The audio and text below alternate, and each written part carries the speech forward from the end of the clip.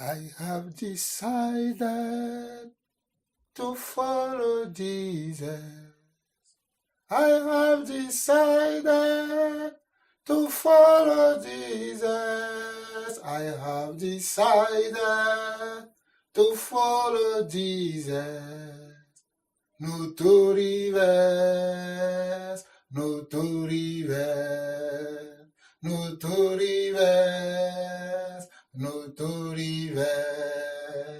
I have decided to follow Jesus. I have decided to follow Jesus. I have decided to follow Jesus. No to reverse, no to reverse, no to reverse, no to reverse. La croix devant moi, le monde derrière moi. La croix devant moi, le monde derrière moi. La croix devant moi, le monde derrière moi. Pas de retour, pas de retour, pas de retour, pas de retour. La foi devant moi, le doute derrière moi. La foi devant moi, le doute derrière moi. La foi devant moi, le doute derrière moi. Pas de retour, pas de retour, pas de retour, pas de retour. Le ciel devant moi, l'enfer derrière moi. Le ciel devant moi, l'enfer derrière moi. Le ciel devant moi, l'enfer derrière moi. Pas de retour, pas de retour, pas de retour, pas de retour.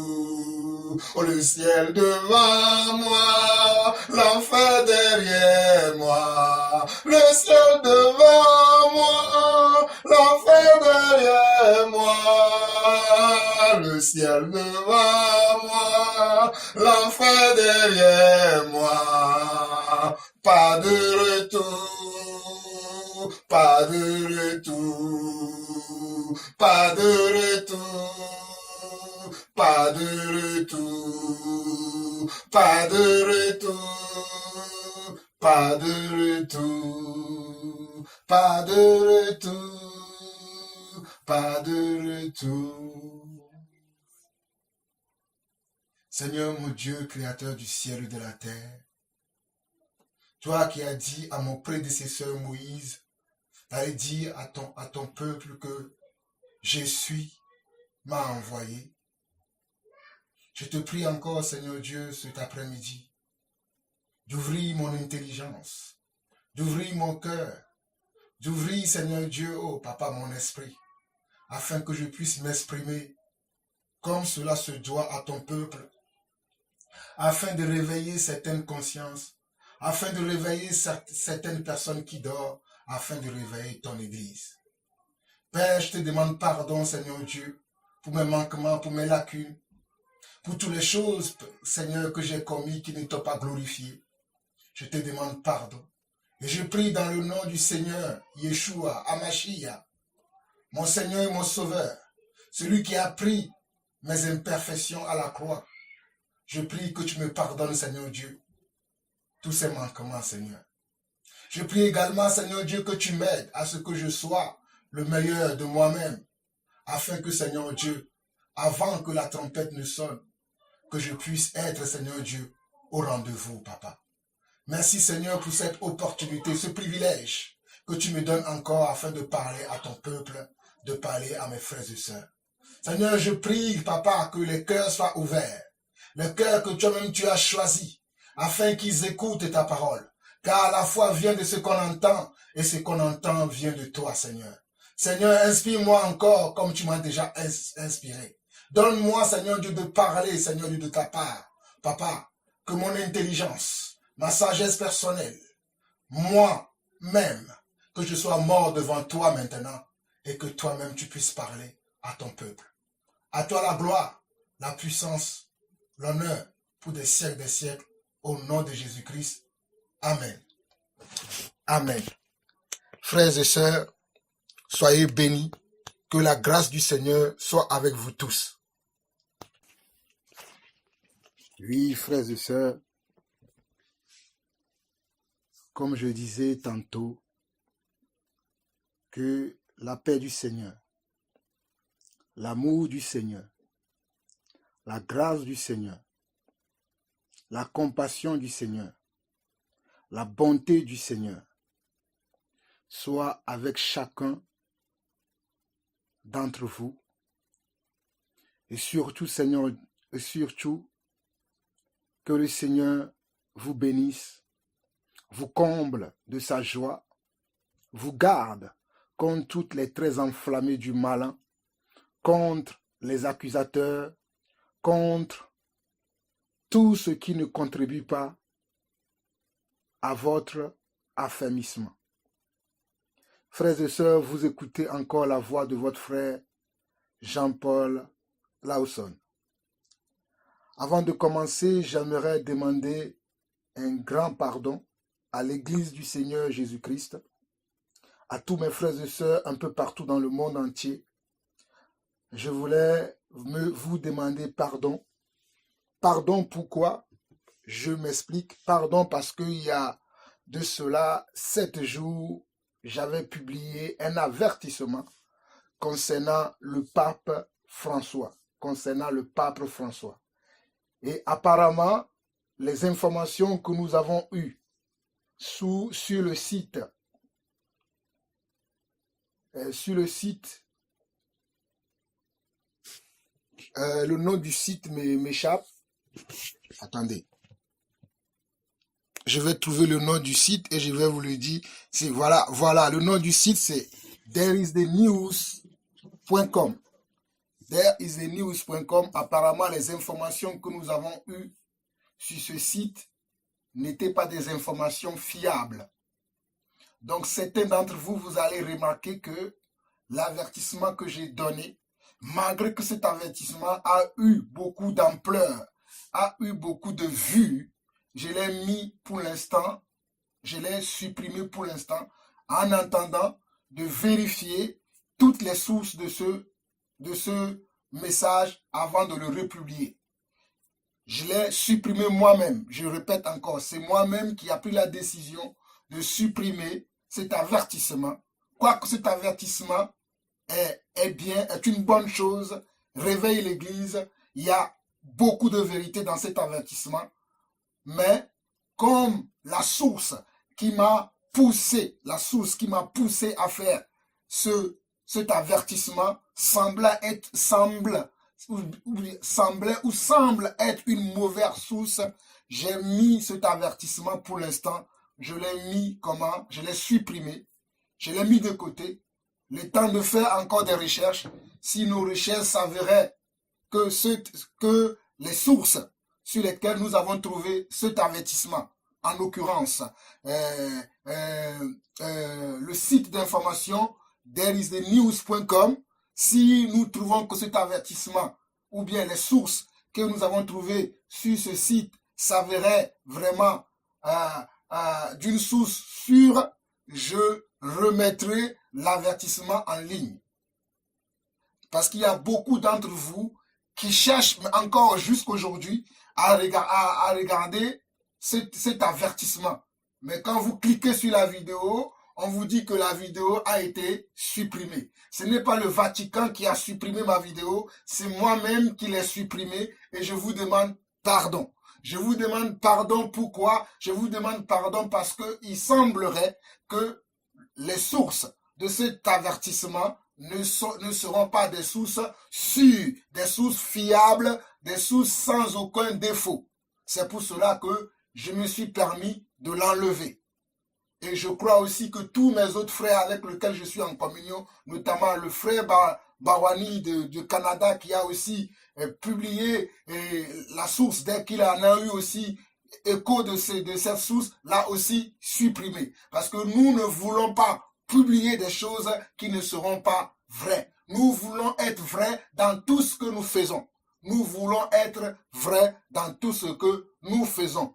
Quoique nous savons que tout ce que nous avons dit, ce ne sont que de la vérité, puisque vous savez que ces gens ne veulent pas croire à la vérité, quoique nous savons que toute la parole que nous avons annoncée, tous les avertissements que nous avons donnés dans cette exhortation ne sont que des avertissements qui sont inspirés de Dieu, afin que le peuple de Dieu soit éclairé. Nous l'avons quand même supprimé en attendant d'avoir des nouvelles informations, des informations qui seront de sources fiables afin de continuer notre marche dans le Seigneur. Mais néanmoins, j'aimerais ajouter ceci, que ceux qui croient que l'Église catholique, que ceux qui croient que la religion catholique est une religion que le Seigneur Jésus-Christ nous a donnée, détrompez-vous, cette religion n'a pas été donnée par le Seigneur Jésus-Christ. D'ailleurs, aucune religion n'a pas été donnée par le Seigneur Jésus-Christ. Le Seigneur Jésus-Christ a bâti son église. Le Seigneur Jésus-Christ a bâti une église. Et cette église que le Seigneur Jésus-Christ a bâtie, il a donné la clé aux apôtres, notamment à l'apôtre Pierre, où il a dit sur toi Pierre, je bâtirai mon église et que le séjour des morts ne prévaudront point contre elle. C'est pour cela que le jour de Pentecôte, lorsque les apôtres étaient réunis dans la chambre haute, celui qui va parler ce jour, qui va ouvrir l'église, qui va inaugurer l'église, va être encore l'apôtre Pierre ce jour-là. Et c'est ce jour-là que l'église a commencé. Nous avons l'habitude d'entendre que l'église catholique est le plus ancien des églises. Cela est faux, car l'église qui est l'église la plus ancienne des églises, c'est l'église qui a démarré le jour de Pentecôte dans Actes chapitre 2. C'est cette église-là qui est la plus ancienne des églises et c'est dans cette église dans laquelle moi je suis. Je ne suis pas dans une autre église, je suis dans l'église du Seigneur Jésus-Christ. Je profite de cette occasion pour donner encore ce petit éclairage à toutes ces personnes qui me demandent, tu es de quelle dénomination? Je vous l'ai dit, je viens de vous le dire encore, ma dénomination, c'est l'église du Seigneur Jésus-Christ. J'appartiens à l'église du Seigneur Jésus-Christ. Je n'appartiens pas à une église que les hommes ont fondée, mais j'appartiens à l'église que nos prédécesseurs dans la foi ont créée, que nos prédécesseurs dans la foi ont créé selon la parole du Seigneur. Et c'est Pierre qui a inauguré cette église. Si vous voulez avoir de plus amples informations sur l'église du Seigneur, vous cliquez sur ma chaîne YouTube, vous tapez dans la playlist l'église du Seigneur Jésus-Christ et vous allez trouver des enseignements où je vais de plus en détail sur l'église du Seigneur Jésus-Christ. Aujourd'hui, je vais vous parler de beaucoup d'autres choses. Je n'ai pas le temps de donner beaucoup plus d'éclaircissements sur ce sujet. Mais si vous allez sur ma chaîne YouTube et que vous cliquez sur la playlist l'église, vous allez trouver un enseignement de plus en plus profond, structuré sur ce thème. Qu'est-ce que l'église? Qui est l'auteur de l'église? Comment elle a démarré? Vous aurez tous vos informations. J'aimerais aussi encore ajouter ceci avant de fermer cette page. Pour ceux qui pensent que nous nous trompons lorsque nous vous avertissons, surtout concernant l'église catholique, concernant la religion catholique, concernant le Vatican. Beaucoup d'entre vous, vous pensez que nous sommes des menteurs. J'aimerais vous avertir simplement, pour fermer cette petite parenthèse, pour vous dire que vous savez très bien que l'Église catholique a institué des choses qui ne sont pas dans la parole de Dieu. Je vais citer une seule, il y en a plusieurs, mais je vais prendre une seule parce que je vais fermer cette parenthèse très rapidement. Vous savez que vous priez la Vierge Marie. Et si vous lisez les Écritures, vous allez voir que la prière que vous récitez à la Vierge Marie n'est pas une prière. Dans la Bible, nous savons qu'il y a le Notre Père, que le pape, bien sûr, a essayé de changer aussi. Mais la prière de la Vierge Marie, que vous récitez, je vous salue Marie, pleine de grâce, ainsi de suite, ainsi de suite, vous savez que cette prière-là n'est pas une prière, mais n'est que comment? Un message que le Seigneur a envoyé à la Vierge Marie par l'intermédiaire de qui? Par l'intermédiaire de l'ange Gabriel. Et ce n'est pas une prière, mais vous le récitez comme une prière. Et vous voulez que nous acceptions cela. C'est toutes ces choses que nous dénonçons. Et c'est pour cela que nous vous disons que ces hommes qui vous conduisent, ces prêtres, ces archevêques, ces monseigneurs ou tous ces noms que vous avez dans la religion catholique qui vous conduisent, ne vous conduisent pas selon la parole révélée du Seigneur Jésus-Christ. Que celui qui a des oreilles pour entendre, entende la parole de Dieu. Soyez bénis. Avant de continuer, maintenant, j'aimerais vous préciser, mes frères et sœurs, que le Seigneur a mis un sujet dans mon cœur. J'espère que je vais pouvoir le partager avec vous très rapidement parce que je ne veux pas beaucoup traîner, je ne veux pas beaucoup prendre de temps, mais j'aimerais vous avertir, j'aimerais nous encourager, j'aimerais nous réveiller et j'aimerais aussi, en quelque part, vous donner ce qui m'anime, le feu qui m'anime, le zèle qui m'a toujours animé et qui continuera toujours à m'animer. Mais avant de continuer, j'aimerais vous raconter une petite histoire.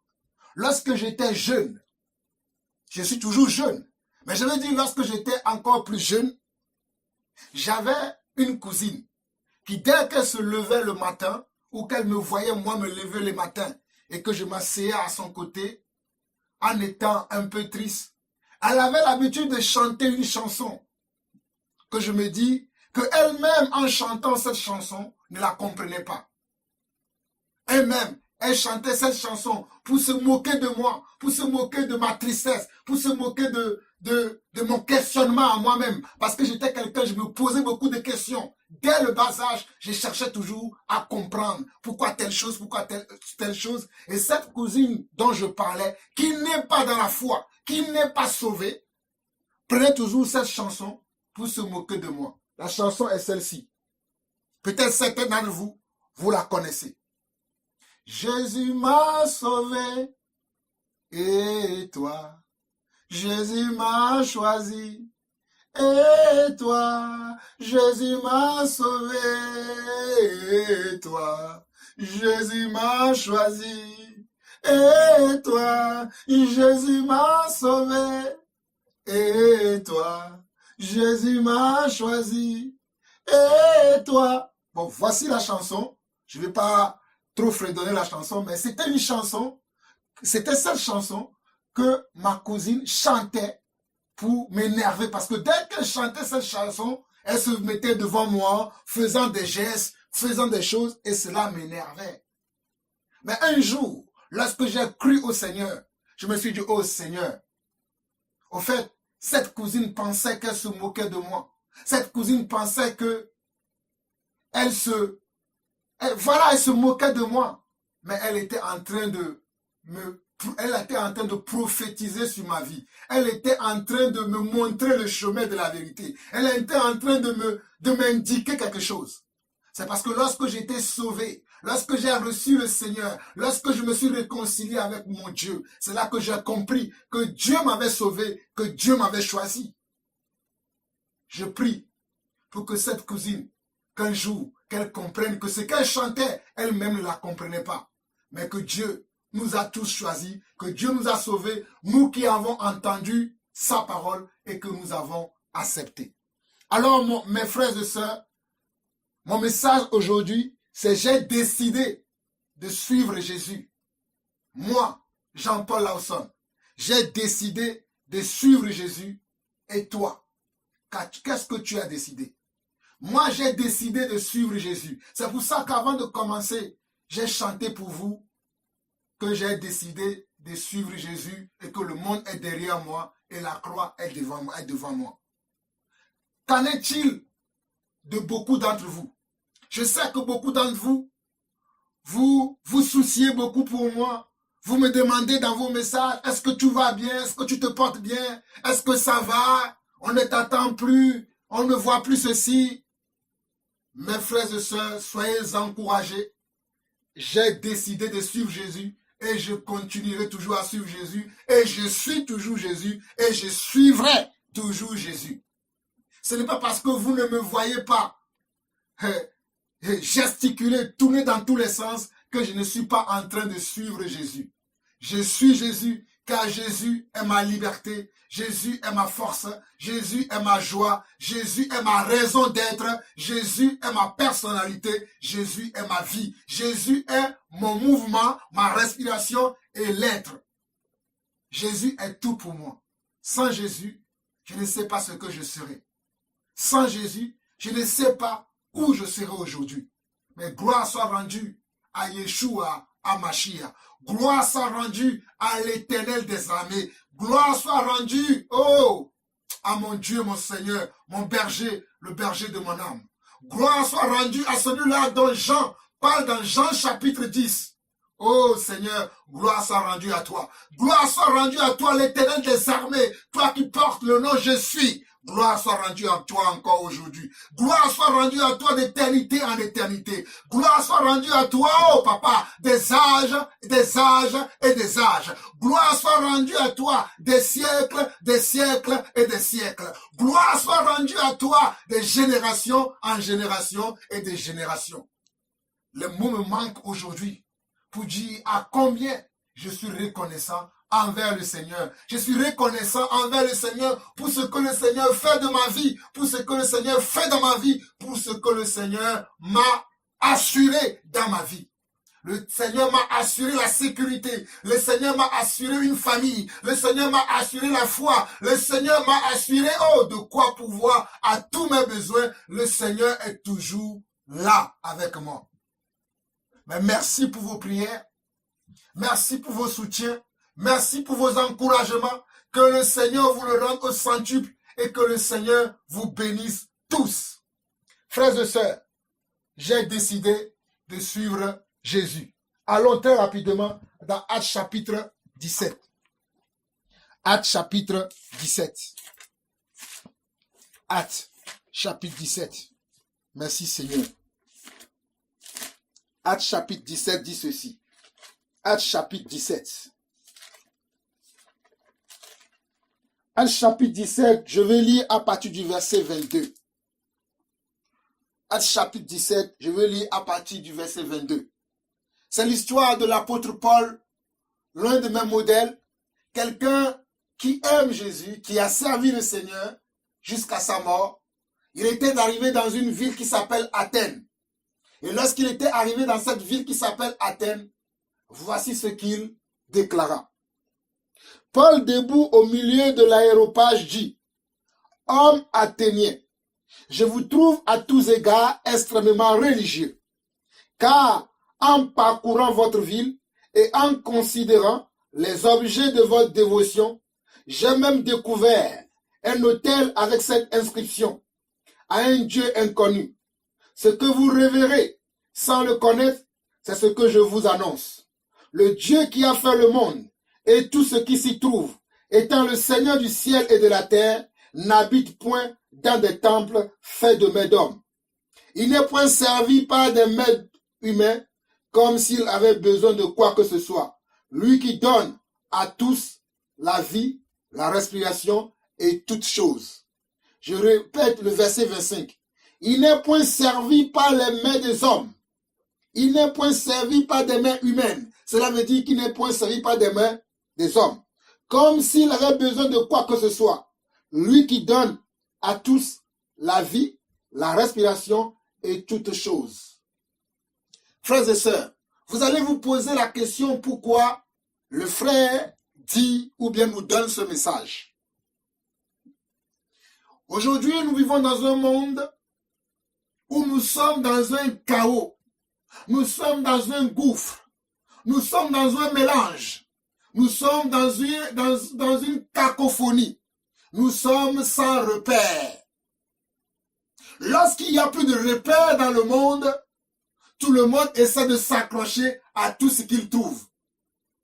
Mais mes frères et sœurs, lorsqu'il n'y a pas de repères et que vous voulez vous accrocher à tout ce que vous trouvez, trouvez le bon repère dans tout ce que vous trouvez.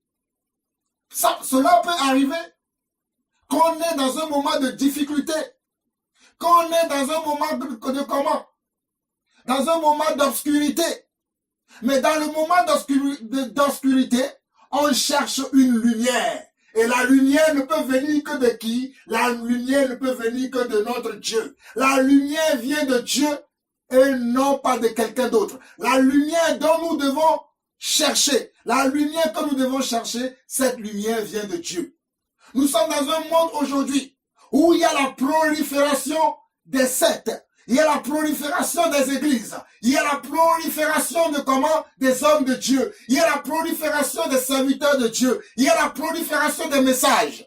Mais nous devons toujours chercher à savoir quel est le message que Dieu donne à son église.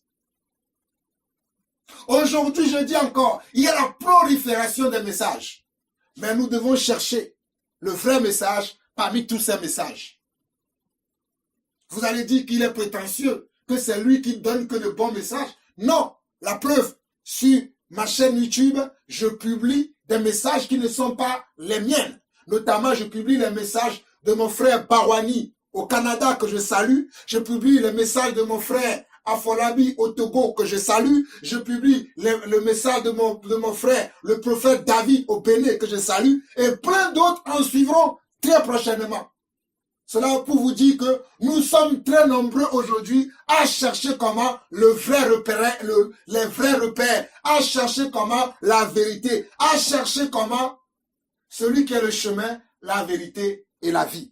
Et dans ce message que Paul adressait aux Athéniens, parce que lorsque Paul était venu chez les Athéniens étaient dans un moment d'obscurité. Les Athéniens étaient perdus. Les Athéniens ne savaient pas à quel saint se vouer. Les Athéniens ne savaient pas comment prier. Les Athéniens ne savaient pas le Dieu même qu'ils prétendent adorer. Les Athéniens ne les connaissaient pas. Comme aujourd'hui, je vois beaucoup de chrétiens, beaucoup de soi-disant chrétiens qui sont dans l'église catholique romaine, qui sont dans l'église protestante, qui sont dans l'église adventiste, qui sont dans l'église méthodiste, qui sont dans l'église baptiste, qui sont dans l'église mormon, qui sont dans l'église témoin de Jéhovah, ainsi de suite, ainsi de suite, ainsi de suite. Vous connaissez parce que vous savez qu'il y a une prolifération des religions aujourd'hui. Mais dans toutes ces choses, nous devons savoir une seule chose. Est-ce que nous sommes dans l'église de Jésus-Christ? Et pour rentrer dans l'église de Jésus-Christ, il y a une seule chose. C'est ce que j'essaie de vous faire comprendre par ce message. Continuons. Nous étions au verset 25. Mais pour mieux me comprendre, je vais revenir encore au verset 24. Lorsque l'apôtre Paul discourait avec les Athéniens. Le Dieu qui a fait le monde et tout ce qui s'y trouve, étant le Seigneur du ciel et de la terre, n'habite point dans des temples faits de mains d'hommes. Il n'est point servi par des mains humaines, comme s'il avait besoin de quoi que ce soit, lui qui donne à tous la vie, la respiration et toutes choses. Il a fait que tous les hommes sortis d'un seul sang habitent sur toute la surface de la terre, ayant déterminé la durée des temps et les bornes de leur demeure. Il a voulu qu'ils cherchent le Seigneur et qu'ils s'efforcent de le trouver en tâtonnant, bien qu'il ne soit pas loin de chacun de nous. Car en lui, nous avons la vie, le mouvement et l'être. C'est ce qu'ont dit aussi quelques-uns de vos poètes, de lui, nous sommes la race. Ainsi donc, étant la race de Dieu, nous ne devons pas croire que la divinité soit semblable à de l'or, à de l'argent ou de la terre, sculptée par l'art de l'industrie de l'homme. Regardez bien, faites très attention à ce que l'apôtre Paul dit ici à partir du verset 28. Je répète pour vous. Car en lui, nous avons la vie, le mouvement et l'être. C'est ce qu'ont dit aussi quelques-uns de vos poètes, de lui nous sommes la race. C'est en Dieu que nous avons la vie, le mouvement et l'être. Toi qui prétends que le mouvement que tu as aujourd'hui, C'est parce que tu as mangé beaucoup de riz. C'est parce que tu as mangé beaucoup de pâtes. Parce que tu as mangé beaucoup de gâteaux. Parce que tu as mangé beaucoup de friandises. Parce que tu as mangé beaucoup de pâtisseries. C'est pour ça que tu as envie. Je vais te dire que malgré tout ce que tu manges, si le Seigneur, notre Dieu, le Créateur du ciel et de la terre, ne te donne pas la vie, tu n'auras pas la vie. Quoique tu as besoin de nourriture pour vivre, mais c'est le Seigneur qui te donne cette vie. Verset 21. Ainsi donc, étant la race de Dieu, frères et sœurs, moi je suis la race de Dieu.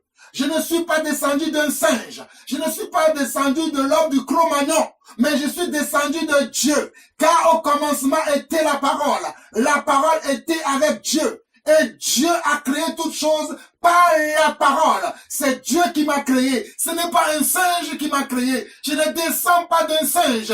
Je ne descends pas d'un animal. Mais je descends de mon Dieu. Car Dieu m'a créé selon sa ressemblance et selon son image. Selon Genèse chapitre 1. Dieu a créé l'homme selon son image. Il a dit faisons l'homme à notre image. Mais dans le monde dans lequel nous vivons aujourd'hui, comme je dis que nous sommes dans l'obscurité, nous sommes dans l'obscurité totale. Dans ce monde, on veut nous faire croire que nous descendons de comment? Certaines religions même acceptent cela. Mais Paul nous dit ici, ainsi donc, étant la race de Dieu, nous ne devons pas croire que la divinité, nous ne devons pas croire. Cela est absolument interdit. Pour toi qui prétends être enfant de Dieu, pour toi qui prétends être croyant, pour toi qui prétends être chrétien, pour toi qui prétends être disciple, pour toi qui prétends connaître Dieu, regarde ce que la parole de Dieu te dit. Nous ne devons pas croire que la divinité soit semblable à de l'or, à de l'argent ou de la pierre sculptée par l'art et l'industrie de l'homme. Nous ne devons pas croire, que le Seigneur nous révèle sa parole. Nous ne devons pas croire que la divinité, c'est-à-dire que quand on dit que la divinité, cela veut dire que Dieu soit comme de l'or, de l'argent ou de la pierre sculptée par l'art et l'industrie de l'homme. Dieu n'est pas de l'or, Dieu n'est pas de l'argent, Dieu n'est pas de la pierre et Dieu n'est pas sculpté. Dieu est Dieu, Dieu est esprit. Dieu n'est pas de l'or, Dieu n'est pas de l'argent et Dieu n'est pas de la pierre. Vous qui priez de l'or, vous qui priez de l'argent, vous qui vénérez de l'or, vous qui vénérez de l'argent, vous qui vénérez des pierres taillées et vous prétendez que vous êtes enfant de Dieu. Dieu, par la bouche de l'apôtre Paul, vous révèle qu'il n'est pas dans ces choses. Dieu n'est pas de la pierre sculptée. Dieu n'est pas de l'or. Dieu n'est pas de l'argent. Mais Dieu est esprit. God is spirit. Dieu est esprit. Dieu est de l'esprit. Dieu n'est pas de l'or. Dieu n'est pas de l'argent. Dieu n'est pas de la pierre sculptée. Je vous le répète encore. Vous qui vénérez, vous qui adorez, vous qui priez, vous qui vous engenouillez, vous qui vous faites des pèlerinages en allant vers des pierres, en allant vers de l'or, en allant vers de l'argent. Chaque année, c'est le même rituel pour vous. Vous allez peut-être en Israël, vous allez peut-être à Londres, vous allez à Lourdes plutôt, vous allez peut-être à Rome, vous allez peut-être à la Mecque, vous allez partout où vous voulez. Vous pensez que vous allez à la rencontre de Dieu? Sachez que Dieu n'est pas de l'or, Dieu n'est pas de l'argent, Dieu n'est pas de la pierre taillée ni sculptée. Dieu n'est pas sculpté dans la pierre, Dieu n'est pas de la pierre, Dieu est esprit. Dieu est esprit. Verset 30. Dieu, sans tenir compte des temps d'ignorance, annonce maintenant à tous les hommes et à tout lieu qu'ils sont à se repentir. Dieu sans tenir compte des temps d'ignorance. Dieu sans tenir compte des temps d'ignorance. Dieu, sans tenir compte de tant d'ignorance, annonce maintenant à tous les hommes, en tout lieu qu'ils sont, à se repentir. Dieu, sans tenir compte de tant d'ignorance, frères et sœurs, je peux vous assurer que j'étais un ignorant. J'étais aussi dans ces choses. J'étais aussi un ignorant. J'adorais la pierre. J'adorais les pierres sculptées. J'adorais de l'or. J'adorais de l'argent. Mais jusqu'au jour où Dieu m'a révélé que tu es un idolâtre, que tu n'es pas en train de me glorifier, tu n'es pas en train de me chercher, mais tu es en train de vénérer ce que je ne suis pas. Et je me suis repenti. Et je me suis tourné vers le Dieu véritable. Le Dieu de mes ancêtres. Le Dieu d'Abraham, d'Isaac et de Jacob. Le Dieu qui se révèle au travers de sa parole. Le Dieu qui se révèle au travers de son esprit. Le Dieu qui se révèle lorsqu'on le cherche. Car il dit dans le livre d'Ésaïe que je me suis révélé à ceux qui ne m'ont pas cherché. Je me suis révélé à ceux qui ne me cherchaient même pas. Mais toi qui prétends le chercher, si tu le cherches d'un cœur sincère, si tu viens à Dieu avec un cœur sincère, il se révélera à toi. Il te dira qui il est. Et il te dira comment le prier et comment l'adorer. Nous continuons. Dieu sans tenir, nous sommes toujours dans Actes chapitre 22, nous sommes au verset 30. Dit Dieu sans tenir compte de tant d'ignorance, annonce maintenant à tous les hommes, en tout lieu qui sont à se repentir, parce qu'il a fixé un jour où il jugera le monde selon la justice par l'homme qu'il a désigné, ce dont il a donné à tous une preuve certaine en le ressuscitant des morts. Dieu ne va pas juger le monde au travers d'un prophète.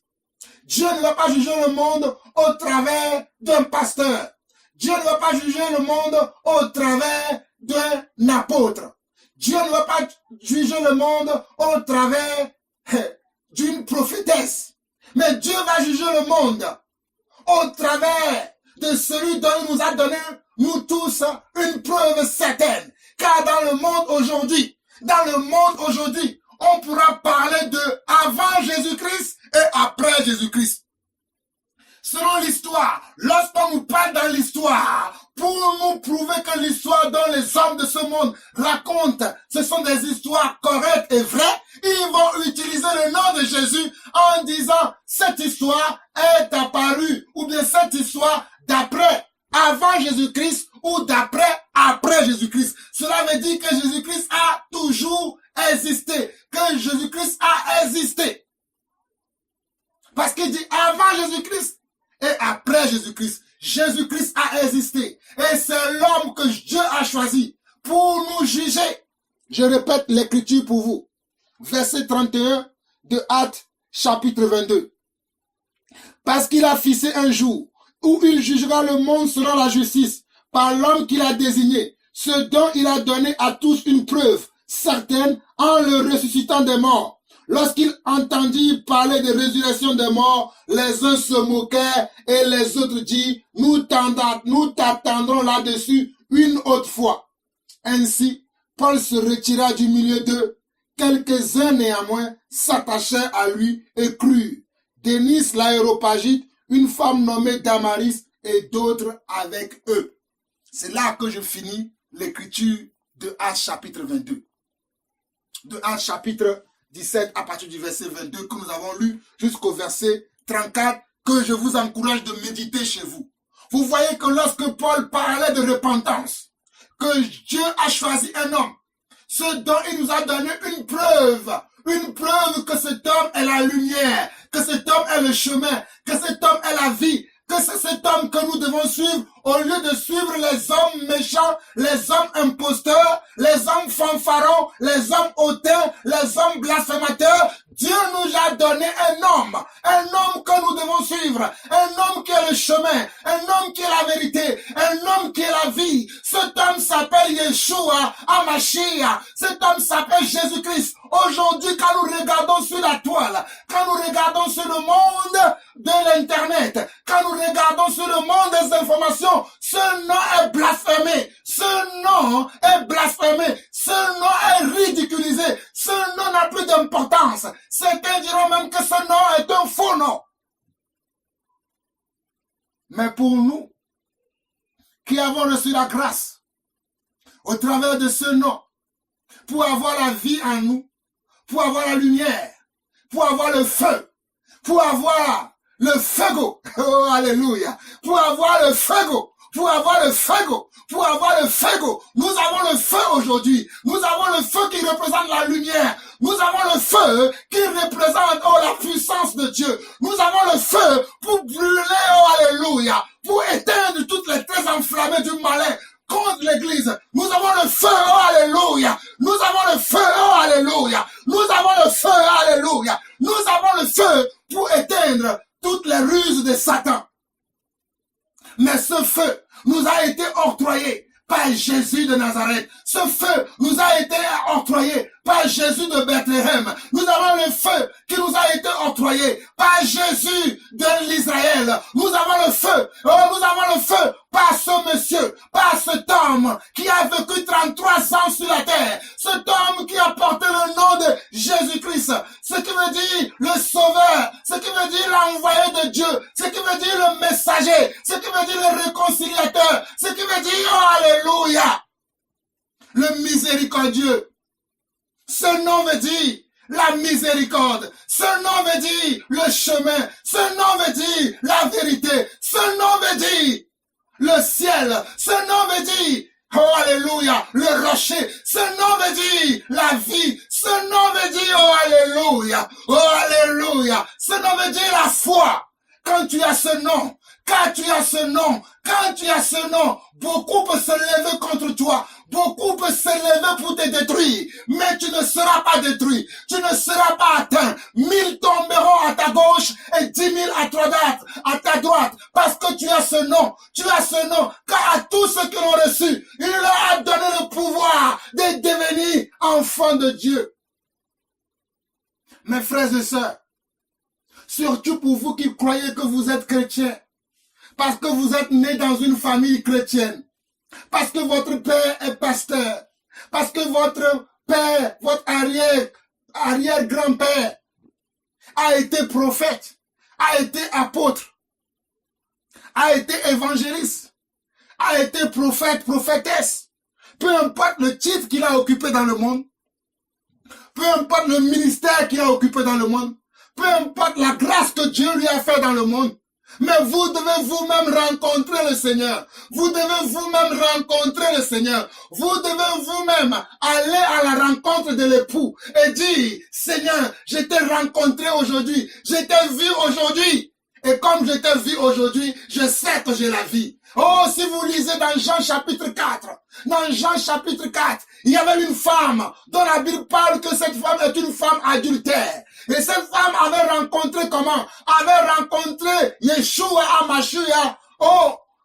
Elle l'a rencontré à côté d'un puits, devant un puits. Et devant ce puits, Yeshua a rencontré à cette femme toute sa vie. La femme a été touchée. Et lorsqu'elle est rentrée dans sa ville, lorsqu'elle est rentrée dans son village, elle a raconté l'histoire à toute la population. Il y en a qui ont dit, ah, belle histoire. Ils étaient très contents. Mais il y en a qui ont dit, nous allons aller chercher ce monsieur. Et nous allons voir si ce que tu nous as dit, si cela est vrai. Et ces hommes sont partis à la rencontre de Yeshua HaMashiach. Et ils l'ont rencontré. Et ils l'ont entendu parler. Et ils ont cru. Oh, alléluia. Et ils ont cru. Oh, alléluia. Et lorsqu'ils ont cru, ils sont revenus dire à la dame, nous n'avons pas cru parce que tu nous as dit, mais nous avons cru parce que nous-mêmes, nous l'avons rencontré, nous l'avons vu, nous l'avons touché du doigt, nous-mêmes nous l'avons vu nous parler, et sa parole a touché notre cœur. Frères et sœurs, ce n'est que Jean-Paul Lawson qui parle aujourd'hui. Mais j'aimerais que toi-même, tu ailles à la rencontre de ton Dieu. J'aimerais que toi-même, tu rencontres le Seigneur Jésus. J'aimerais que toi-même, tu rencontres le Sauveur de l'humanité. J'aimerais que toi-même, tu parles avec le Sauveur de l'humanité. J'aimerais que toi-même, tu parles avec lui. Oh, j'aimerais que toi-même, tu puisses le rencontrer. Il est temps que tu sors. Il est temps que tu cherches. Il est temps que tu frappes à sa porte afin qu'il t'ouvre ouvres sa porte et que tu le rencontres toi-même. Tu as beaucoup entendu parler de lui au travers des autres. Tu as beaucoup entendu parler de lui au travers de tes amis, au travers de ta famille, au travers de ton père, au travers de ta mère, au travers de ta soeur, au travers de ton oncle, par l'intermédiaire de ton cousin, de ta cousine, de ton collègue de travail, peut-être d'un ami, peut-être au marché, peut-être en faisant des courses. Mais aujourd'hui, je t'interpelle. Il est temps pour que toi-même tu te lèves et tu vas à la rencontre de ton Dieu. Il est temps que tu parles avec ce Dieu. Il est temps que ce Dieu te communique sa vie et ses projets pour toi. Il est temps pour toi, mon frère. Il est temps pour toi de décider.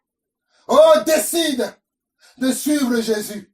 Décide d'entendre Jésus. Décide de parler avec Jésus. Décide de converser avec lui. Décide d'être, oh alléluia, l'un de ses enfants. Car il est écrit dans Jean, le chapitre 1, dans Jean le chapitre 1, le verset 10 au verset 12, il est écrit que à tous ceux qui l'ont reçu, à tous ceux qui l'ont reçu, il leur a donné le pouvoir de devenir enfants de Dieu. Il n'est pas écrit à tous ceux qui ont entendu parler de lui, à tous ceux qui sont nés dans une famille chrétienne, à tous ceux qui ont des parents chrétiens ou des parents prédicateurs, à tous ceux qui ont des parents apôtres, prophètes, prophétesses, à tous ceux qui ont des parents qui croient. Mais il est écrit à tous ceux qui l'ont reçu, à tous ceux qui l'ont reçu, à tous ceux qui croient en son nom, à tous ceux qui croient en son nom, il leur a donné le pouvoir de devenir enfants de Dieu.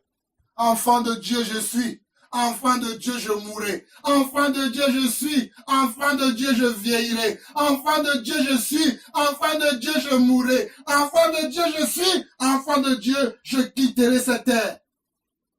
Tôt ou tard, je quitterai cette terre. Frères et sœurs, nous allons continuer dans 2 Pierre.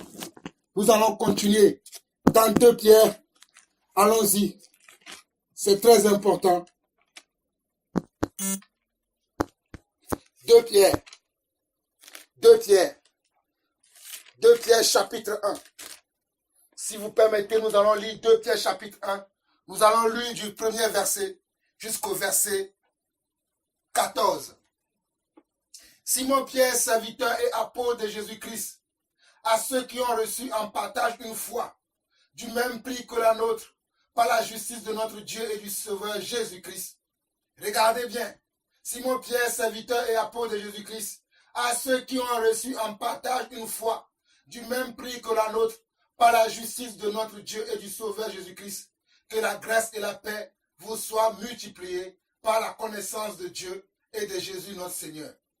Sa divine puissance nous a donné tout ce qui contribue à la vie et à la piété. Regardez bien, la divine puissance nous a donné tout ce qui contribue à la vie et à la piété, au moyen de la connaissance de celui qui nous a appelés par sa propre gloire et par sa vertu.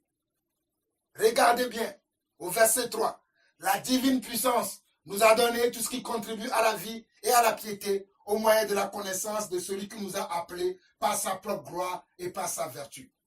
Celle-ci nous assure de sa part les plus grandes et les plus précieuses promesses, afin que par elles, vous deveniez participants de la nature divine, en fuyant la corruption qui existe aujourd'hui, qui existe dans le monde par la convoitise. Regardez bien, celle-ci nous assure de sa part les plus grandes et les plus précieuses promesses, afin que par elles, vous deveniez participants de la nature divine, en fuyant la corruption qui existe dans le monde par la convoitise. Nous savons que dans le monde dans lequel nous vivons aujourd'hui, il y a la corruption.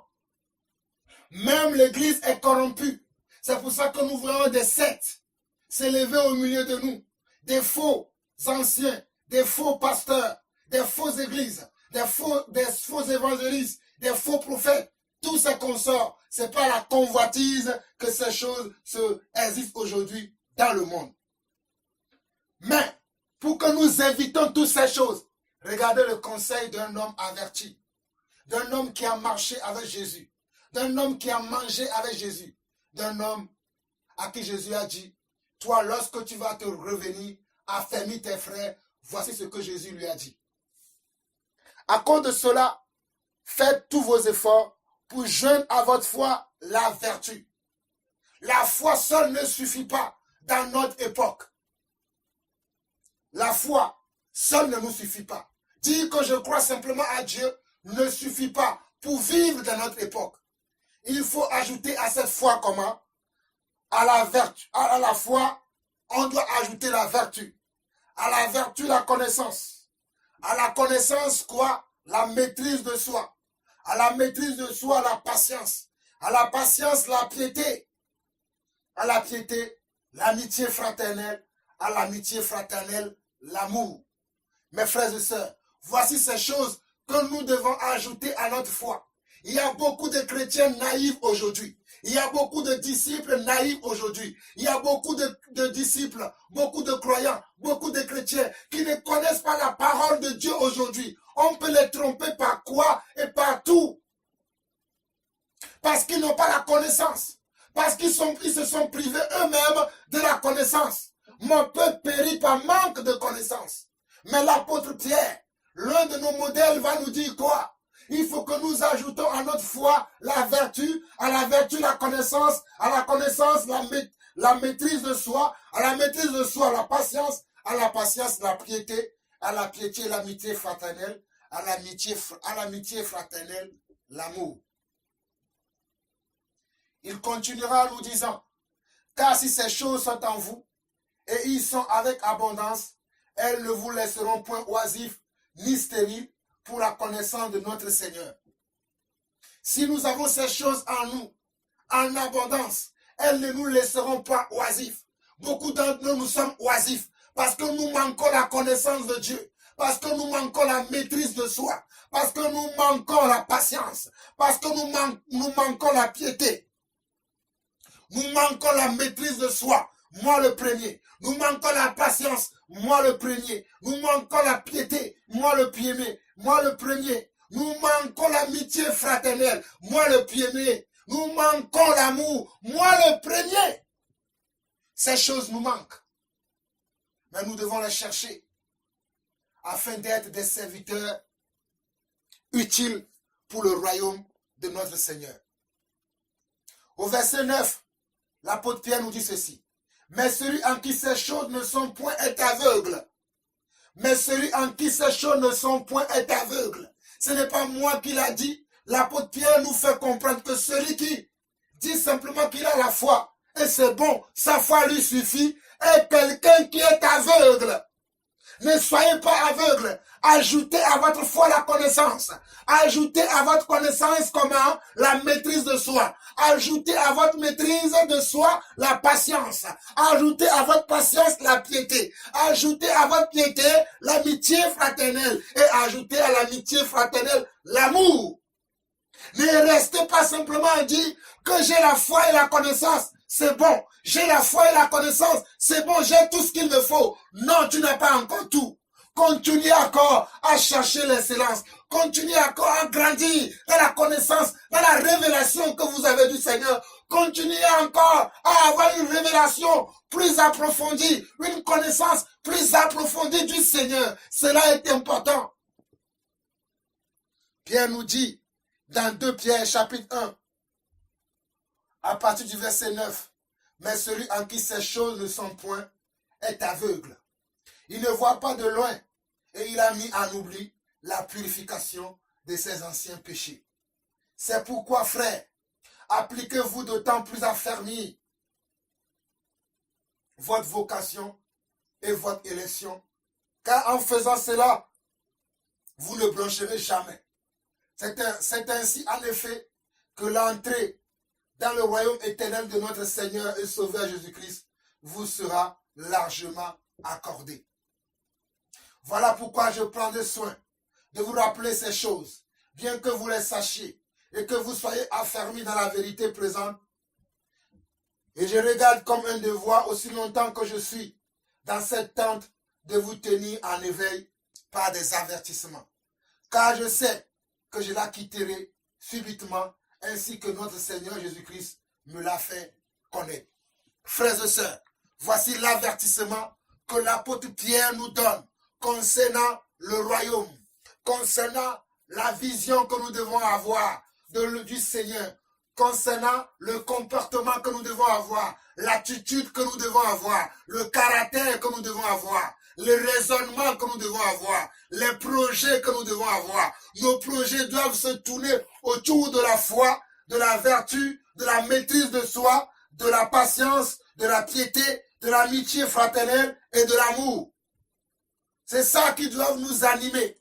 C'est cela qui doit être l'objet de nos pensées. C'est cela qui doit être comment? Notre vie. Si nous voulons être comment?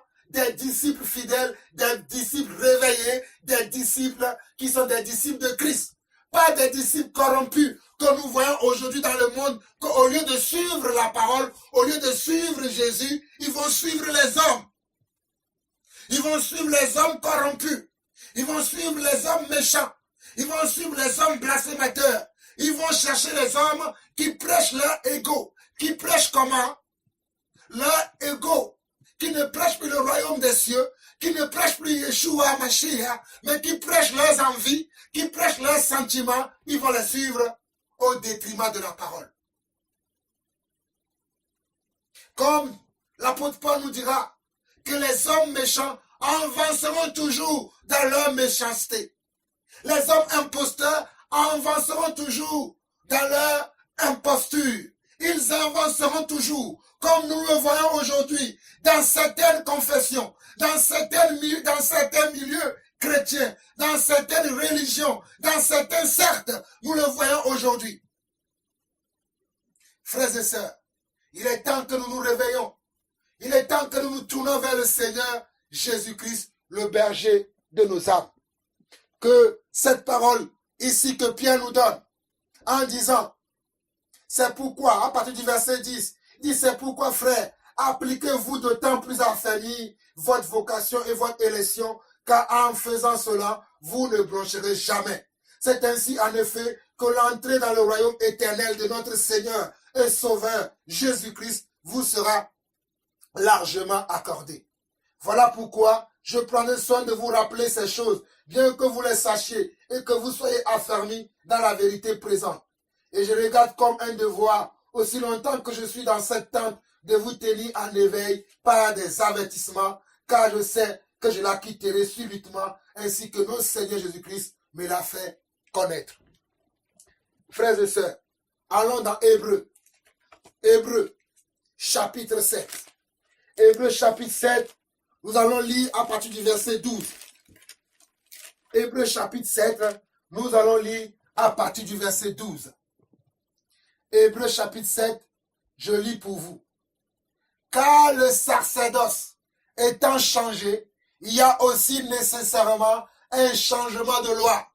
Car le sacerdoce, de quoi s'agit-il du sacerdoce ici? Il s'agissait du sacerdoce lévitique.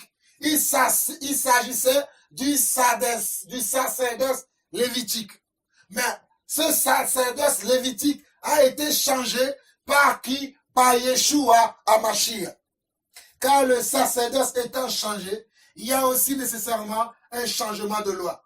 En effet, celui de qui ces choses sont dites appartient à une autre tribu dont aucun membre n'a fait le service de l'autel. Car il est notoire que notre Seigneur est sorti de Juda, tribu dont Moïse n'a rien dit pour ce qui concerne le sacerdoce. Cela devient plus évident encore quand il paraît un autre sacrificateur à la ressemblance de Melchisédek, institué non d'après la loi d'une ordonnance charnelle, mais selon la puissance d'une vie impérissable. Car ce témoignage lui est rendu. Tu es sacrificateur pour toujours selon l'ordre de Melchisédek. Il y a ainsi abolition d'une ordonnance antérieure à cause de son impuissance et de son utilité. Car la loi n'a rien amené à la perfection et introduction d'une meilleure espérance par laquelle nous nous approchons de Dieu. Et cela n'a pas eu lieu sans serment, car les Lévites sont devenus sacrificateurs sans serment. Mais Jésus est devenu avec serment par celui qui lui a dit, le Seigneur a juré et il ne se repentira pas. Tu es sacrificateur pour toujours selon l'ordre de Melchisédek. Jésus est par cela même le garant d'une alliance plus excellente. Jésus est par là même le garant d'une alliance excellente. De plus, il y a eu des sacrificateurs en grand nombre parce que la mort les empêchait d'être permanents. Mais lui, regardez bien le verset 24 et le verset 25. Mais lui, parce qu'il demeure éternellement, possède un sacerdoce qui n'est pas transmissible. C'est aussi pour cela qu'il peut sauver parfaitement ceux qui s'approchent de Dieu par lui, étant toujours vivants pour intercéder à leur faveur. Jésus-Christ est encore vivant aujourd'hui pour intercéder pour toi, ma soeur, pour intercéder pour toi, mon frère. Il intercède pour son Église. Je répète l'écriture pour vous et moi. Jésus-Christ qui est Melchisédek, Jésus-Christ qui est le souverain sacrificateur, qui est l'alpha et l'oméga, qui est notre souverain sacrificateur, est encore efficace plus que le souverain sacrificateur dans le sacerdoce lévitique. Jésus-Christ est plus excellent, plus qu'un apôtre, plus qu'un prophète, plus qu'un pasteur, plus qu'un docteur, plus qu'un évangéliste. Il est plus excellent. Il est le meilleur des meilleurs. Il est la crème des crèmes. Il est le puissant des puissants. Il est le grand des grands. Il est le roi des rois. Il est le Seigneur des seigneurs selon Apocalypse chapitre 19. Il est celui sur la cuisse est écrit le roi des rois, le Seigneur des seigneurs. Il intercède pour toi. Il intercède pour l'Église. Crois en lui au lieu de croire à une religion, au lieu de suivre une religion, au lieu de suivre un homme ou une femme, au lieu de suivre un homme ou une femme, suis Jésus, suis l'Église de Dieu vivant, suis l'Éternel des armées, suis ton Créateur, suis ton Créateur, suis celui qui t'a créé, suis ton Créateur et ton époux, Jésus-Christ le roi des rois, le Seigneur des seigneurs. Comme Hébreu nous le dit ici, dans Hébreu chapitre 7, le verset 23 au verset 25. De plus, il y a eu des sacrificateurs en grand nombre, parce que la mort les empêchait d'être permanents. Mais lui, parce qu'il demeure éternellement, possède un sacerdoce qui n'est pas transmissible. Le sacerdoce de Jésus n'a pas été transmis au pape, n'a pas été transmis à un apôtre, n'a pas été transmis à un homme, mais son sacerdoce n'est pas transmissible. Son sacerdoce n'est pas transmissible. C'est pour cela qu'il peut sauver parfaitement ceux qui s'approchent de Dieu par lui. Si tu veux t'approcher à Dieu, ce n'est pas par Marie, ce n'est pas par Saint Joseph, ce n'est pas par Saint Antoine, mais c'est par Jésus. C'est par Jésus que nous nous approchons de Dieu. C'est par Jésus que nous nous approchons de Dieu. C'est par Jésus-Christ. C'est par Yeshua HaMashiach. C'est par Yeshua HaMashiach. C'est par Jésus de Bethléem. C'est par Jésus de Nazareth que nous approchons de Dieu. Hébreux chapitre 7, le verset 25. C'est aussi pour cela qu'il peut sauver parfaitement ceux qui s'approchent de Dieu par lui, étant toujours vivants pour intercéder à leur faveur. C'est aussi pour cela qu'il peut sauver ceux qui s'approchent de Dieu par lui, étant toujours vivants pour intercéder à leur faveur. Vous qui priez de l'or, vous qui priez de l'argent, vous qui priez de la pierre sculptée, vous qui priez les arbres, vous qui priez des montagnes, vous qui priez les choses de ce monde, vous qui priez les créatures au lieu de prier le Créateur. C'est le Créateur qui est comment? Qui est le sacerdoce. C'est le Créateur qui est celui qui apporte nos prières devant le trône de Dieu. C'est le Créateur qui est comment? Qui est le souverain sacrificateur. C'est le Créateur qui est quoi? Qui est le médiateur entre Dieu et les hommes. C'est le Créateur, Jésus-Christ. Selon Jean chapitre 1, au commencement était la parole était avec Dieu et la parole était Dieu. Donc c'est le Créateur qui est le médiateur. Aucun homme n'est le médiateur. Je ne suis pas le médiateur. Je ne suis pas le médiateur. Aucun autre homme n'est pas le médiateur. Mais le médiateur, c'est l'époux, c'est Jésus-Christ, c'est le Seigneur des seigneurs, c'est le roi des rois, c'est Yeshua HaMashiach. En Matthieu chapitre 13, Matthieu, chapitre 13. Matthieu, chapitre 13. Frères et sœurs, nous arrivons presque à la fin de cette petite exhortation. Matthieu, chapitre 13. Matthieu, chapitre 13. Nous pouvons lire à partir du premier verset. Mais laissez-moi, puisque nous n'avons plus le temps, de vous le lire à partir du verset 18 jusqu'au verset 23. Mais chez vous, prenez le temps de le méditer à partir du premier verset. Moi, je prends la fin pour vous donner le message que je veux que vous retenez par cette exhortation. Lorsqu'un homme écoute, nous sommes au verset 18. Vous donc écoutez ce qui signifie la parabole du semeur. Lorsqu'un homme écoute la parole du royaume et ne la comprend pas, le malin vient et enlève ce qui a été semé dans son cœur. Cet homme est celui qui a reçu la semence le long du chemin. Celui qui a reçu la semence dans les endroits pierreux, c'est celui qui entend la parole et la reçoit aussitôt avec joie. Mais il n'a pas de racine en lui-même. Il croit pour un temps et dès que survient une tribulation ou une persécution à cause de la parole, il y trouve une occasion de chute. Celui qui a reçu la semence parmi les épines, c'est celui qui entend la parole, mais en lui, les soucis du siècle et la séduction des richesses étouffent cette parole et la rendent infructueuse. Celui qui a reçu la semence dans la bonne terre, c'est celui qui entend la parole et la comprend. Il porte du fruit, il porte du fruit et un grain en donne 100, un autre 60 et un autre 30. Mes frères et sœurs, beaucoup aujourd'hui, parce qu'il y a les ténèbres dans le monde, ont perdu la foi. Beaucoup aujourd'hui, parce qu'il y a le cafouillage dans le monde, ont perdu la vérité. Beaucoup aujourd'hui, parce que il y a des faux frères qui se sont glissés au milieu de nous, ne savent pas c'est quoi le royaume des cieux. Beaucoup aujourd'hui, parce que les ténèbres profitent toujours des hommes faibles au milieu de nous, ne savent pas quel est le message que le Seigneur nous a donné.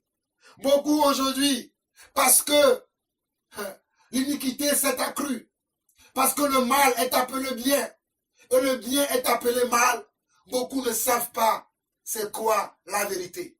C'est ça ce que le Seigneur Jésus nous enseigne au travers de cette parabole. C'est ça ce que Jésus nous enseigne au travers de cette parabole. Je vais relire la parabole et je vais finir mon avertissement, mon exhortation, mon enseignement par là aujourd'hui. Nous sommes en Matthieu chapitre 13. Je lis le verset 18 au verset 23. Vous donc écoutez ce qui signifie la parabole du Seigneur. Lorsqu'un homme écoute la parole du royaume et ne la comprend pas, le malin vient et enlève ce qui a été semé dans son cœur. Cet homme est celui qui a reçu la semence le long du chemin. Celui qui a reçu la semence dans les endroits pierreux, c'est celui qui entend la parole et la reçoit aussitôt avec joie. Mais il n'a pas de racine en lui-même. Il croit pour un temps et dès que survient une tribulation ou une persécution à cause de la parole, il y trouve une occasion de chute. Celui qui a reçu la semence par-dessus les épines, c'est celui qui entend la parole, mais en qui les soucis du siècle et la séduction des richesses étouffent cette parole et la rendent infructueuse. Celui qui a reçu la semence dans la bonne terre, c'est celui qui entend la parole et la comprend. Il porte du fruit et un grain en donne 100 et un autre 60 et un autre 30. Frères et sœurs, un dernier message, une dernière parole et je vais terminer par là. Luc chapitre 22, le verset 32. Luc chapitre 22, le verset 32. Luc chapitre 22, le verset 32. Je vais lire même à partir du verset 31 au verset 32 pour que vous puissiez comprendre. Le Seigneur dit, Simon, Simon, Satan vous a réclamé pour vous cribler comme le froment. Mais j'ai prié pour toi, afin que ta foi ne défaille point. Et toi, quand tu seras revenu, affermis tes frères. Le Seigneur dit, Simon, Simon, Satan vous a réclamé pour vous cribler comme le froment. Mais j'ai prié pour toi, afin que ta foi ne défaille point. Et toi, quand tu seras revenu, affermis tes frères. Permettez-moi encore vous de lire encore une dernière parole dans Matthieu chapitre 24. Matthieu chapitre 24, nous lisons du verset 42 au verset 51. Veillez donc, puisque vous ne savez pas quel jour votre Seigneur viendra. Sachez-le bien, si le maire de la maison savait à quelle veille de la nuit le voleur doit venir, il veillerait et ne laisserait pas percer sa maison. C'est pourquoi vous aussi, tenez-vous prêts car le Fils de l'homme viendra à l'heure où vous n'y penserez pas. Quel est donc le serviteur fidèle et prudent que son maître a établi sur ses gens pour leur donner la nourriture au temps convenable? Heureux ce serviteur que son maître à son arrivée trouvera faisant ainsi. Je vous le dis en vérité, il établira sur tous ses biens. Mais si c'est un méchant serviteur qui dit en lui-même, mon maître tarde à venir, s'il se met à battre ses compagnons, s'il mange et boit avec les ivrognes, le maître de ce serviteur viendra le jour où il ne s'y attend pas et à l'heure qu'il ne connaît pas. Il le mettra en pièces, il lui donnera sa part avec les hypocrites. C'est là qu'il y aura des pleurs et des grincements de dents. Frères et sœurs, c'est là où le Seigneur m'a amené aujourd'hui pour nous éclairer, pour nous avertir, pour nous consoler, pour nous réveiller, pour nous réajuster, pour nous réadapter, pour nous réorienter vers le droit chemin, le chemin de la vie éternelle, le chemin du ciel, le chemin de Yeshua, le chemin de celui qui est, celui qui était et celui qui vient. Nous savons aujourd'hui qu'il y a l'obscurité dans l'Église. Nous savons aujourd'hui qu'il y a l'obscurité dans le monde. Nous savons aujourd'hui qu'il y a le mal partout, que le mal est appelé bien, que le bien est appelé mal. Nous savons que beaucoup sont découragés. Nous savons que beaucoup ont perdu la foi à cause de ces choses que nous avons lues tout à l'heure dans Matthieu chapitre 13.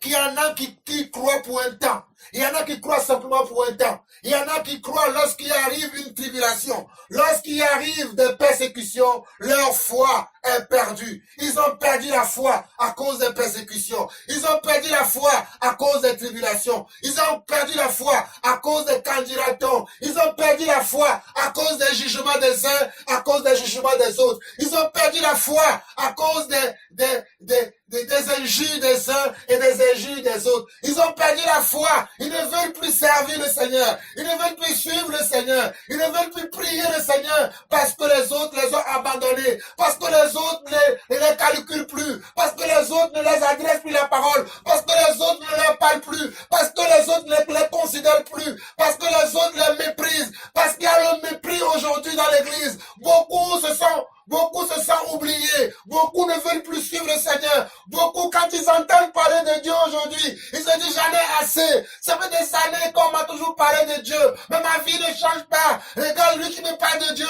Regarde comment il vit. Regarde comment il se comporte. Non, moi je ne veux plus suivre. C'est ça les tribulations. C'est ça les paroles qui se sont tombées. Qui sont tombées plutôt sur le long du chemin. Vous croyez pour un temps. Mais dès que survienne une tribulation, à cause de la parole, vous n'êtes plus au rendez-vous. Frères et sœurs, je ne sais pas dans quel moment de persécution tu te trouves. Je ne sais pas dans quel moment de peur tu te trouves. Je ne sais pas dans quel moment d'angoisse tu es. Je ne sais pas dans quel moment, oh alléluia, d'inquiétude tu te trouves. Mais je sais une seule chose. Selon la parole que nous avons lue dans Matthieu 24, le verset 42 au verset 51. N'abandonne pas. Veille toujours. N'abandonne pas. Sois debout. Si tu es tombé hier, répands-toi, lève-toi et sois debout. Demande pardon au Seigneur. Dis Seigneur, je ne savais pas. Dis Seigneur, je ne l'ai pas vu comme ça. Je ne l'ai pas senti de cette manière. Je ne l'ai pas perçu de cette manière. Mais maintenant, j'ai compris ta vérité. Maintenant, j'ai compris tes projets pour ma vie. Maintenant, j'ai compris ta voie pour ma vie. Maintenant, j'ai compris ton chemin pour moi. Maintenant, j'ai compris ta volonté pour moi. Maintenant, j'ai compris tes projets pour moi. Maintenant, j'ai compris ta grâce sur ma vie. Maintenant, j'ai compris ce que tu attends de moi. Et lève-toi et marche maintenant sur ce que tu as compris. Lève-toi et marche maintenant dans l'esprit. Laisse derrière toi la chair. Laisse derrière toi le monde. Laisse derrière toi les candidatons. Laisse derrière toi les campagnes. Laisse derrière toi les fausses accusations. Laisse derrière toi les accusations des uns et des autres. Laisse derrière toi, oh papa. Laisse derrière toi, oh ma soeur. Laisse derrière toi, oh maman, le remords. Laisse derrière toi, oh maman, le regret. Laisse derrière toi, oh papa, le regret. Laisse derrière toi. Laisse derrière toi. Laisse derrière toi et regarde devant toi. Regarde devant toi. Décide aujourd'hui d'abandonner tout ce que l'ennemi, l'accusateur de nos âmes, l'ennemi, l'accusateur, inguge toujours, te montre toujours, vient te montrer que tu es ci, tu es comme ceci, tu es comme cela. Tu ne sers à rien, tu ne comprends rien, tu n'arriveras pas, tu ne peux pas, tu ne pourras pas. Moi, je te dis aujourd'hui que tout est possible à celui qui croit. Tout est possible à celui qui croit. Tout est possible à celui qui croit au Fils de Dieu, à celui qui croit à l'Éternel, le Dieu puissant, celui qui croit à Melchisédek, celui qui croit à Yeshua, à Mashiach. Tout est possible à lui. Si tu crois à lui aujourd'hui, mon frère, ma soeur, papa, maman, c'est encore possible pour toi. Je parle à quelqu'un aujourd'hui. L'Esprit me rend témoignage que je parle à quelqu'un. Je parle à quelqu'un aujourd'hui. L'Esprit me rend témoignage que je parle à quelqu'un. On t'a dit que tu ne pourras pas. On t'a dit que c'est fini pour toi. On t'a soufflé à ton oreille. C'est fini. C'est scellé pour toi. C'est fini. C'est scellé pour toi. Tu ne pourras plus. Oh, tu te retrouves dans le verset de Matthieu chapitre 13. Oh, tu as cru pour un temps, mais je te dis aujourd'hui, oh, réactive ta foi, réactive ta foi, réactive ta foi, réactive ta foi, réactive ta croyance, réactive ta croix, réactive ta foi, réactive ta croix, suis ta croix. Porte ta croix maintenant. N'abandonne pas. Lève-toi. Simplement, répands-toi. Répands-toi. Dis au Seigneur, je me répands. Je me répands d'avoir douté de toi. Je me répands, oh Seigneur, je me répands d'avoir oublié que tu es le Dieu véritable. Je me répands de ne pas avoir saisi que tu es le Dieu qui pardonne et qui ne se lasse pas de pardonner. Je me répands de savoir que tu peux encore me sauver. Je me répands, oh Seigneur Dieu, que tu sais que je peux y arriver. Je me répands, Seigneur Dieu, que tu me donnes la capacité d'y arriver. Répands-toi simplement. Lève-toi d'où tu es. Lève-toi sur tes deux pieds. Lève-toi, prends tes forces maintenant. Je t'en donne là où tu es. Prends la force maintenant. Acquiert de la force. Acquiert de la force. Acquiert de la force. Lève-toi sur tes deux pieds et commence à prononcer la parole de l'Éternel. Commence à prononcer les oracles de Dieu. Commence à déclarer que je peux. Commence à déclarer que je suis ce que la Bible dit que je suis. Commence à déclarer que tu es ce que la parole de Dieu dit que tu es. Je suis ce que la Bible dit que je suis, et je ce que la Bible dit que je peux, ce que la Bible dit que je peux, faire toutes les choses en lui. Je suis ce que la Bible dit que je suis, et je ce que la Bible dit que je peux, ce que la Bible dit que je peux, faire toutes les choses en lui. Oh, je suis ce que la Bible dit que je suis, et je ce que la Bible dit que je peux, ce que la Bible dit que je peux, faire toutes les choses en lui. Mon frère, peu importe là où tu te trouves, peu importe le péché que tu as commis hier, peu importe le péché que tu commets même aujourd'hui, peu importe le péché que tu commettras demain, sache que Jésus est le médiateur entre Dieu et les hommes. Il peut te pardonner tes péchés. Nous l'avons lu dans Hébreux chapitre 7, le verset 25.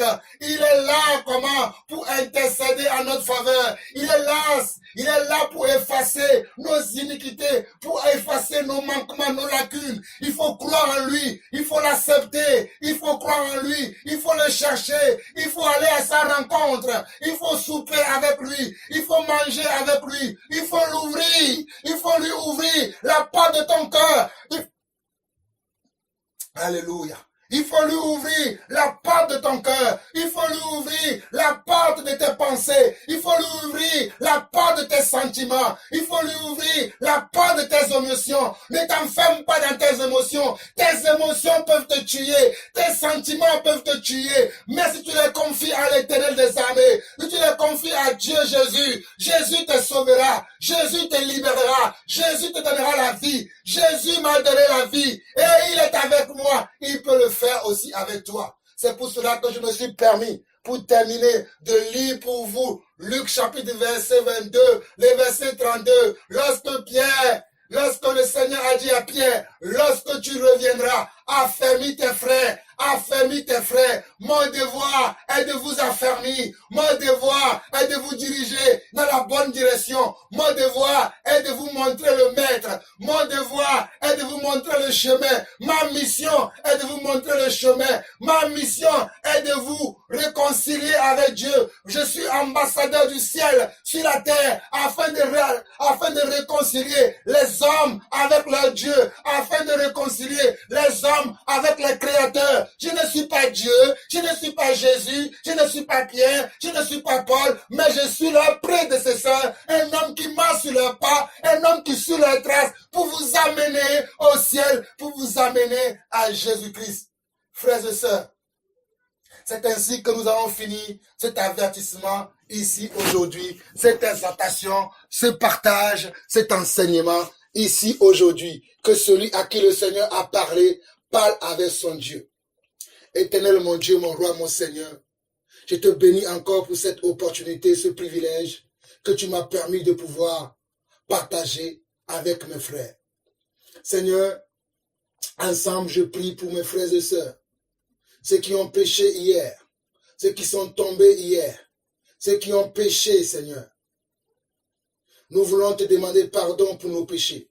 Nous voulons te demander pardon pour nos manquements.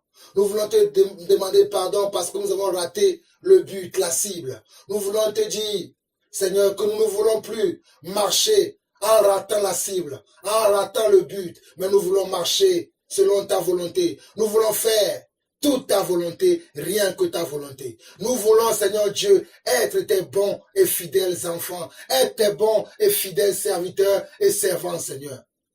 Nous crions à toi, car tu dis selon toi-même, déchargez-vous sur moi de tous vos soucis, et moi je prendrai soin de vous. Tu dis que mon joug est léger. Venez à moi, vous tous qui êtes fatigués et chargés, et moi je vous donnerai du repos. Seigneur, nous venons avec tous nos charges de péché, nos charges de fatigue, nos charges de questions sans réponse, nos charges de vision sans incompréhension, nos charges de rêves sans compréhension, nos charges de futur sans incompréhension. Nous venons devant toi avec toutes ces choses. Seigneur, éclaire-nous, montre-nous le droit chemin, montre-nous le chemin de la vie éternelle, montre-nous ta route à toi, ton chemin à toi, afin que nous l'empruntons. Seigneur, merci parce que tu nous as écoutés et que tu nous as exaucés. Merci pour le pardon de nos péchés. Merci pour l'encouragement que tu nous donnes encore aujourd'hui. Merci pour la réconciliation. Merci pour toutes choses que tu fais dans notre vie. Merci pour ce que nous savons. Merci pour ce que nous ne savons pas. Merci pour tout. À toi la gloire, l'honneur pour les siècles des siècles. Au nom de Jésus-Christ, notre Seigneur et notre Sauveur. Ainsi nous avons prié. Et toute l'Église dit Amen. Que la paix de Jésus soit avec vous tous. Soyez bénis, bénis, bénis. Shalom, shalom et shalom.